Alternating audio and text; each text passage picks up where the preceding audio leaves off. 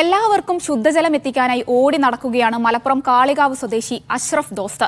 പ്രകൃതിദത്തമായ രീതിയിൽ വെള്ളം ശുദ്ധീകരിച്ചാണ് എടവണ്ണ കുണ്ടുതോട് ചോയാർകുന്ന് നിവാസികൾക്ക് വെള്ളം എത്തിച്ചത്.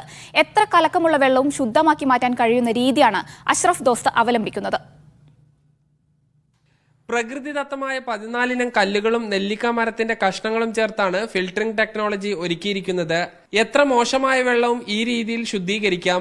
ഏത് കലങ്ങിയ വെള്ളം തെളിയിക്കാനുള്ള സാങ്കേതിക വിദ്യയാണിത്.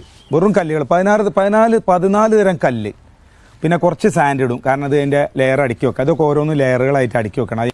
ഇതിനകത്ത് ഇത് ടൈറ്റാക്കി വെച്ചിരിക്കുകയാണ്. ഈ ടൈറ്റാക്കി വെക്കുമ്പോൾ ഇതിനകത്തേക്ക് വെള്ളം കിടക്കുമ്പോൾ വെള്ളം മാത്രമേ പുറത്തു വിടുള്ളൂ. അതിന്റെ കൂടെ സഞ്ചരിക്കുന്ന ഇരുമ്പുകളും ഇതൊക്കെ അവിടെ കട്ടാവും.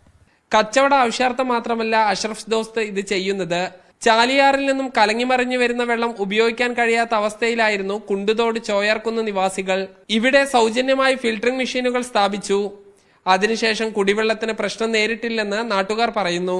ഞങ്ങൾ ഇങ്ങനെ 11 കുടുംബങ്ങളുണ്ട് ഇവിടെ ഇങ്ങനെ വെള്ളത്തിന് ഗതിയിട്ടിരിക്കുന്നത്. അങ്ങനെ ഞങ്ങൾക്കൊക്കെ ഫിൽറ്റർ വെച്ച് വന്ന് വെള്ളമൊക്കെ ഞങ്ങൾ ഇന്ന് വരെ ഞങ്ങൾ ആ വെള്ളമാണ് ഉപയോഗിക്കുന്നത്.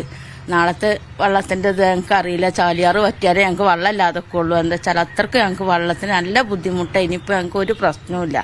കിണറുകളും കുഴൽ കിണറുകളും റീചാർജ് ചെയ്യുന്നതിനും അഷ്റഫ് ദോസ്ത് ശാസ്ത്രീയ രീതികൾ കണ്ടെത്തിയിട്ടുണ്ട്. മുൻകാലങ്ങളിൽ കുഴൽക്കിണർ കുത്തിയിട്ട് വെള്ളം ഉണ്ടാവും. 500 മീറ്റർ ചുറ്റളവിൽ എവിടെങ്കിലും പുതിയൊരു കുഴൽക്കിണർ വന്നാൽ ചില 50% നമ്മളുടെ പഴയ കുഴൽക്കിണറിലെ വെള്ളം അങ്ങോട്ട് ജലസ്രോതസ് ഉറവ അങ്ങോട്ട് വഴുതി മാറാനുള്ള ഒരു ചെറിയ ചാൻസ് ഉണ്ട്. അതിനുള്ളൊരു പ്രതിനിധിയായിട്ടാണ്, അതിനുള്ളൊരു സൊല്യൂഷനാണ് ഇപ്പോൾ കിണർ റീചാർജിങ്.